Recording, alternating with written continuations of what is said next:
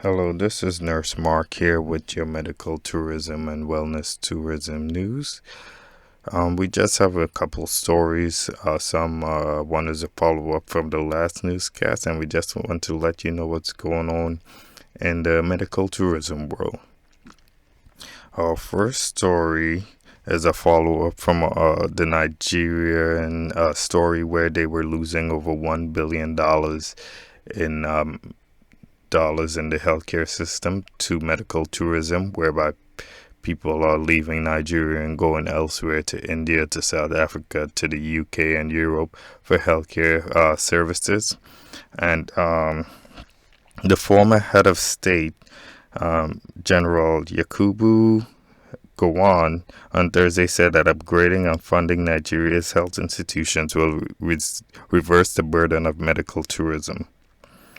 Um, This is somewhat true because Nigeria, they do have a lot of qualified doctors, and they do have any kind of medical procedure that you can get elsewhere, you can probably get in Nigeria as well. But their healthcare facilities may not have the prestige and the clean looks and the lines and the modernness and the equipment of other healthcare facilities in Europe and South Africa and India.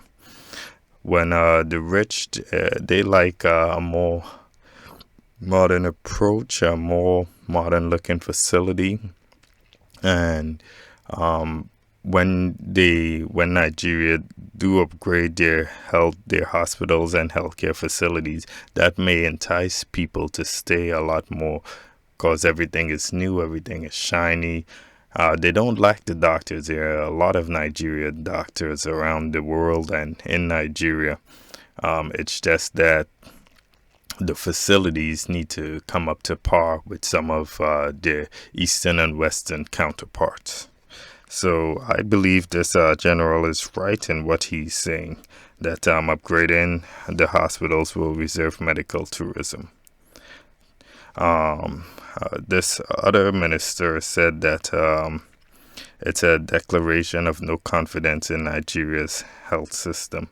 And that is somewhat true as well. People have this perception that, you know, going abroad is better. It's better for them. It's more modern. The doctors abroad know more about what they're doing, which isn't necessarily true, but it does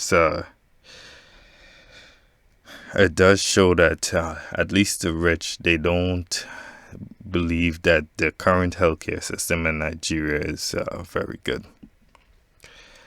Um, Next, we have a feel good story. The U.S. Embassy grants visa for girls' medical travel. So, this girl in Barbados, she has a heart problem, and Barbados is it's a nice country, but it's a very small country. Maybe they don't have the specialists there to deal with the heart problems, and yeah, a lot of children heart specialists in the U.S. So the U.S.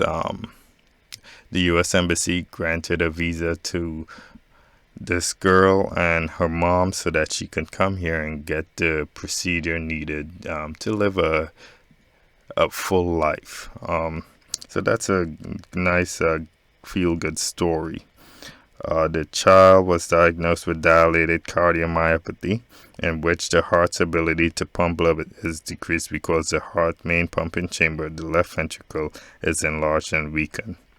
So hopefully when she gets over here, she can get the help she needs to live a good and full life. This one really took me by surprise. It's from a well-known establishment and respected establishment, Forbes News, and they were talking about why employers pay too much for healthcare. They were saying that employers pay double, sometimes up to four times as Medicare pays in the U.S., and that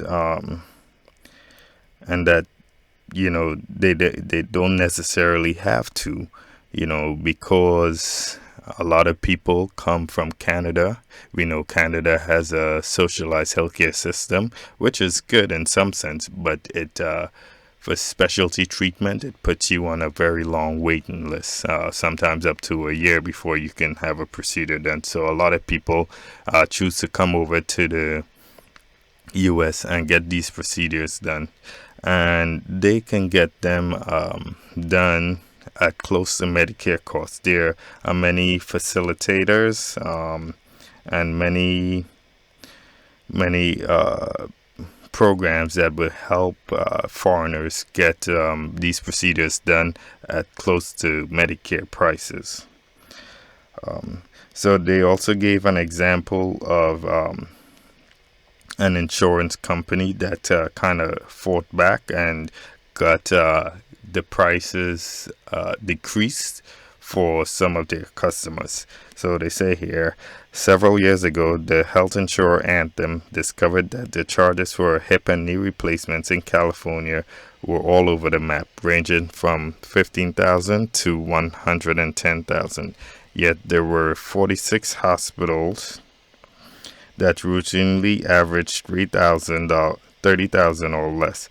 So Anthem entered an agreement with CalPERS, the health plan for insuring state employees, retirees, and their families, to pay for these procedures in a different way. Patients were encouraged to go to one of the 46 hospitals. They were free to go elsewhere, but they were told in advance that Anthem would pay no more than $30,000 for a joint replacement. The result, although 30% of the enrollees went to out-of-network hospitals, the cost of care at these hospitals was cut by 1/3 in the first year and quickly fell below the $30,000 benchmark. Think about that. The insurers made no phone calls, sent no letters. There was no bargaining, no discussions, whatever. Employees were sent into the medical marketplace knowing they only had so much money to spend, and Viola prices came down. So by giving people the knowledge that, hey, you can save by going to these places, it helped to bring the healthcare costs down. And this is medical tourism, but domestic medical tourism.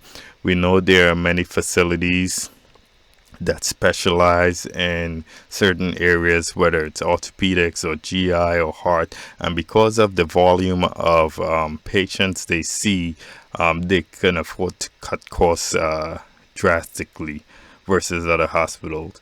So this is good, and it can help mitigate some of the costs of healthcare prices in the U.S. The only thing though, for the patients, you have to be willing to travel. People are so used to going to the hospital next to in their local neighborhood that they don't consider that hospital may not be giving them the best service or the best price. You also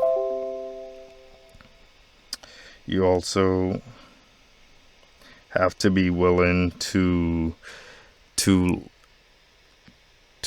economize and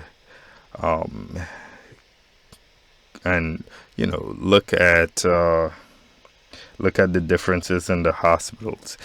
There aren't much differences in the hospital when it comes to profit versus non-profit.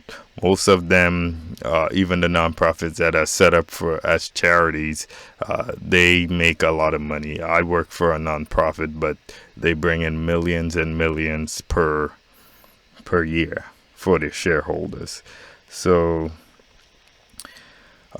it's a very good thing that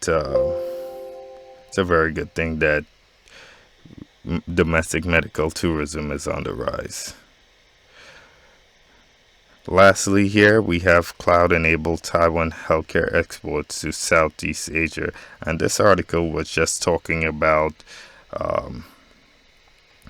the Taiwan facilities are building cloud healthcare services so that